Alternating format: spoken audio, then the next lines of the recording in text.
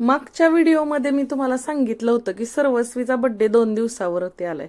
म्हणजे सर्वस्वीचा बड्डे उद्या आहे 4 जूनला. तर त्यासाठीच फोटो काढायचे होते. कुठे काढावे, कसे काढावे याचंच नियोजन होत नव्हतं. मग शेवटी घाटावरती काढायचं ठरलं होतं काल. मग त्यासाठी काल आम्ही गेलो होतो, सगळं विचारपूस वगैरे करून आलो आणि आज मग बाळाला घेऊन गेलो. कारण असं अचानक बाळाला नेलं तर जास्त त्यांना त्रास होतो, मग दमवतात, फोटो वगैरे काढून नाही देत. म्हणून इकडं आलो होतो. सगळी चौकशी वगैरे केली आज गेलो. मग तर फोटो वगैरे काढले आणि बघा इथं त्यानंतर म्हटलं होतं कालच्या व्हिडिओमध्ये तुम्हाला की इथं दिवा वगैरे सोडतात. अधिक महिन्यामुळे तर जास्तच महत्त्व असतं याचं. मग आईंनी आणि मी असं इथं हळदी कुंकू वगैरे वाहून घेतलं आणि नंतर दिवा सोडला.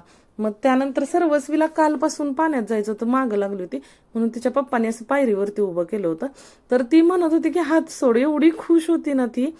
तर थोडंसं तिचं पण मन रमवलं आणि नंतर असं फोटोशूट चालू केलं.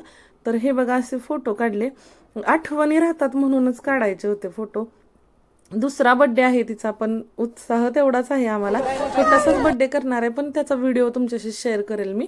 आणि त्यानंतर बघा आम्हाला पाणीपुरी खायची होती, म्हणून आम्ही मंदिराच्या इथून चालत गेलो. तिचे पप्पा गाडीवरून आले तिकडं. आणि इथून बघा मंदिराच्या इथून पुढे गेल्यानंतर पाणीपुरी छान भेटते म्हणून आम्ही चाललो होतो. खूप कंटाळून आलो घरी आल्यानंतर. मग मिस्टरांनी असा छानसा चहा स्वतःच्या हाताने बनवून दिला. तर व्हिडिओ कसा वाटला नक्की